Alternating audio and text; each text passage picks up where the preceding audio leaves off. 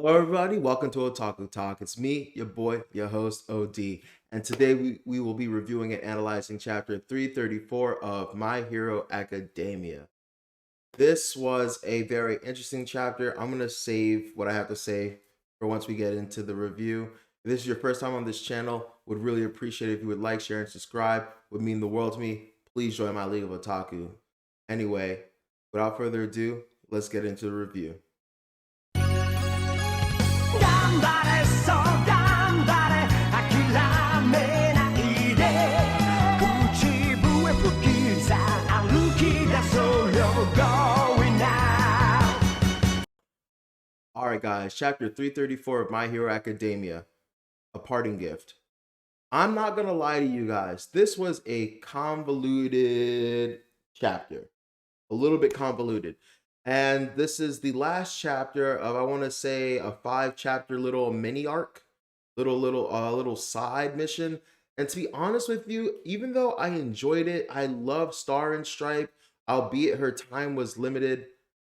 I am still kind of trying to understand what the greater point of this was. Plot wise, story wise, like, I guess it makes sense. These are all likely things that could have happened. It does make sense that, that there's an American hero. It does make sense that, she's indebted to All Might and inspired by All Might and wants to, follow in All Might's footsteps. It does make sense that, All Might would want her quirk. But narratively, like, based upon everything that happened in this chapter, what was the point? Literally, we didn't need these. If these last 5 chapters did not exist, it would have changed nothing for us. The only thing it really changed was the fact that now all for one's perfect form restoration is delayed a week, but the mangaka had the power to control that narratively by just making him ready at that time. It kind of feels like he arbitrarily inflated the stakes just to reduce them. And I don't know, it's just a little bit weird to me. So let's get into what happened in this chapter. So we start off the chapter after what happened last chapter. He does absorb Star and Stripes quirk. He does end up not petrifying her, decaying her, and she does die. She is in fact dead. She is no more. Rip, one of the coolest characters we had that had the shortest time to shine. Honestly, this mangaka is great at giving amazing hero moments and deaths. Like, I remember, I forget her name, the bunny chick though. Honestly, I haven't been this hyped for a hero since her. She was all the hype shit. And so yeah, man, he's just playing a game of like get the fuck out of Dodge at the moment because the Jets decide, hey, we don't want Star and Stripes sacrifice to be in vain. Let's go after him. And some way, somehow, with a quirk he stole from the Nomu that was nearby, even though I'm pretty sure he already had some form of flying quirk already, but he took the wing quirk and is somehow able to outpace Jets. So I'm not a stickler for looking at like nitpicking things. That is a little weird to me how a quirk called Wing, where literally you just have wings, could outpace Jets. But I don't know. Whatever. So anyway, he is looking for anything that he can, any person that he can just get rid of this quirk on so that he can collect it later. And he sees, this villain that was, arrested for armed robbery or whatever, and he's like, all right, perfect. I'm going to steal your quirk, make you an empty vessel, and put New Order in you, which is actually a lot simpler than what I thought he was gonna do. I thought he was gonna do something like put all his quirks in the fighter pilots, and then I don't know, like knock them out, beat them up, use New Order, and be like, all of you will pass out. Well, he doesn't know he needs their name. So I guess my plan wouldn't have worked out anyway, but I originally thought he was just going to offload all of his quirks minus New Order, because New Order is clearly the most powerful, the most important. So I thought that would be the one he wanted to keep. And because she was going to rebel against all the other quirks, like he was going to keep that in him. But that's still so confusing because it would have, I guess, rebelled against All for One's quirk itself. So I totally understand the idea of dispatching it, but would the rule have existed with the new person with the quirk have gotten rid of the rule, or made two new rules of his own that would have overridden the lasting rule that Star and Stripe placed? So you see what I'm saying when this kind of got really convoluted, because we get introduced to this amazing new character that kind of seemed like a Diablo ex machina, and then it comes to a point where she has these powers that are kind of unexplainable.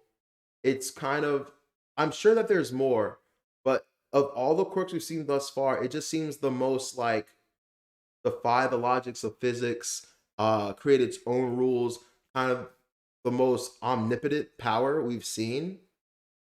Like it truly was an omnipotent power.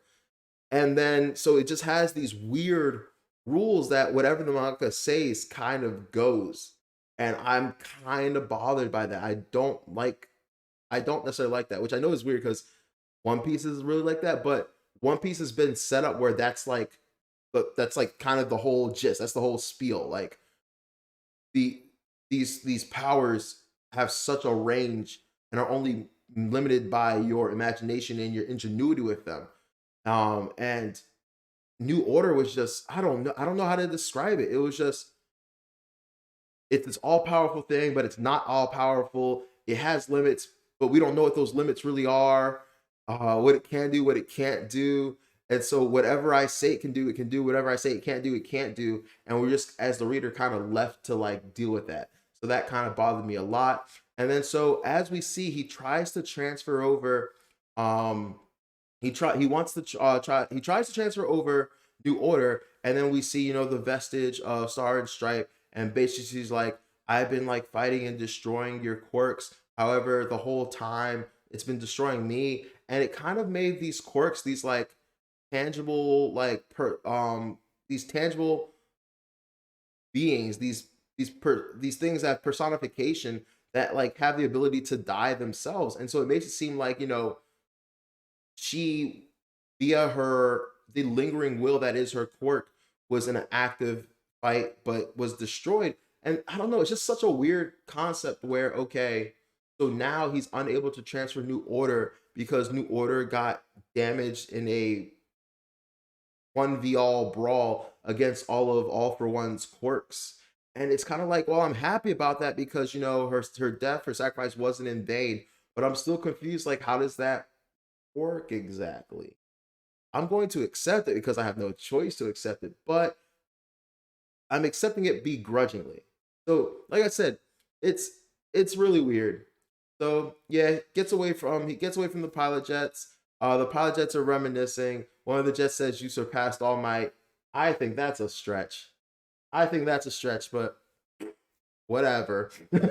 you know, that's the homie. So of course he's gonna say something like that. People tell Kobe he surpassed MJ. So whatever.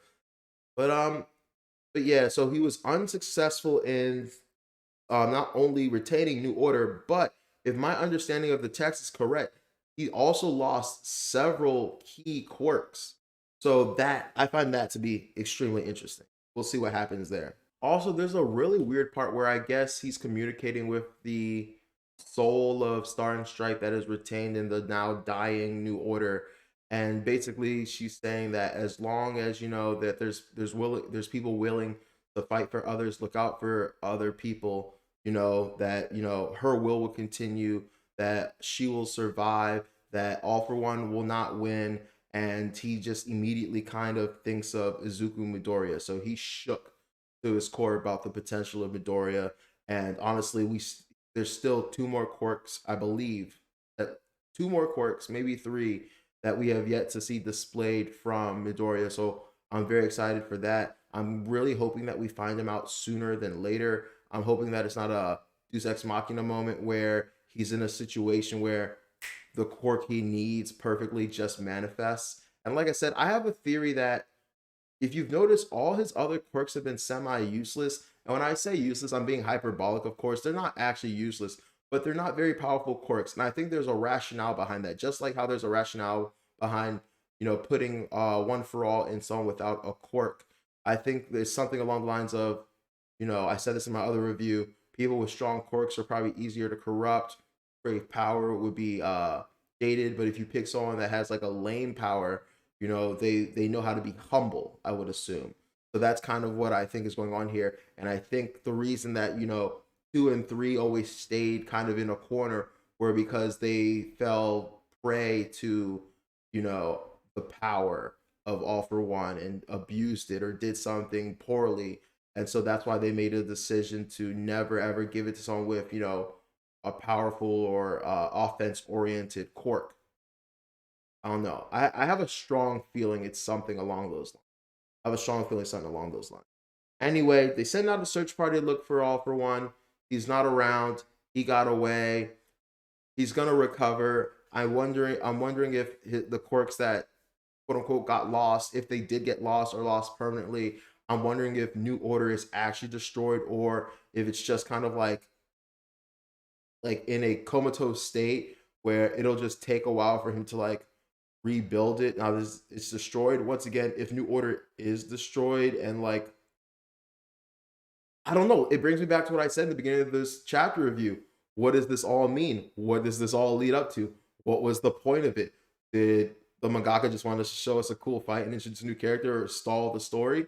Because once again, if you remove what happened in the last 5 chapters and just say narratively that his body won't be ready for another week, it would have served the same purpose, except this way we got introduced and taken away from an extremely cool character for like no reason other than feels, I guess. And I'm not gonna lie, we got a little bit of world building. I do think it's cool that we got some world building. So maybe that was nice. We got some exposition on how what's happening in other countries and stuff like that, and maybe this will have huge ramifications in the greater plot, and maybe it'll be what ends up getting all the heroes around the world to unify. Maybe they're gonna be pissed off that hey, you know what? She shouldn't have been there alone. She shouldn't have had to handle this alone. We should have been there for her. We'll never make that mistake again. And by the end of the series, it's not just UA, but it's heroes from all around the globe. Who knows? But as of right now, I just have a bitter taste in my mouth, and I wonder if you all have that as well. So yeah, man. That's about it. One of the jet pilots is talking to All Might and the rest of the heroes, telling them that during the fight they were able to record All For One's biological data. Hopefully, it'll be useful to them. They also get informed that he's delayed back a week, and then we end the chapter with pretty much a shot of Deku, Bakugo, and Todoroki just about that action, ready to fight, knowing that it's now or never. It looks like the final fight is about to begin. So pretty cool chapter, but like I said, just I really have this bittersweet feeling left because it's just like, what was the point? What is the grand overall point? What does this all lead up to? Is there some grander story? Is this motivation for Deku, even though Deku didn't really know her? Is this motivation for All Might, even though All Might doesn't really have the capacity or capability to do anything right now? I thought that if All For One was able to pass on New Order, it was gonna bite him in the ass because I was like, you're just gonna give this random villain this super powerful quirk. Let's see how that works. But at the end of the day, he didn't even get it. I wonder if All For One was even able to steal the quirk from him in the first place. So that would be kind of funny if he stole this man's quirk, wasn't able to give him New Order. So now this dude randomly it's just randomly quirkless out the cut for no reason. That would be funny. I really wish we found that out.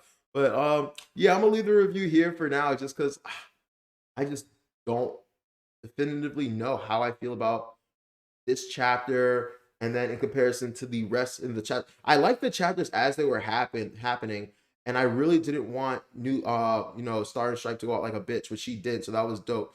And I didn't want her to be a plot device, which she didn't end up being. But then I don't know if I like what's happening now. I do like how she went out. Sucks she went out, but she went out like a G. She stopped All for One. Like she was a real hero. So yeah, I don't know. I'm kind of rambling and going on a tangent at this point. So yeah, let me know what you guys think in the comments. How did you feel about this chapter? How do you feel about how it was handled? How do you think this is going? What this is going to mean for the like story in the bigger picture in the grand scheme of things? And yeah, I'll leave it there. Thank you for tuning in. This has been Otaku Talk. I'm your host OD. Please, like I said before, like, share, subscribe. Mainly like and subscribe. That means the world to me. Have a great day. Take care. And if I don't see you by then, happy holidays.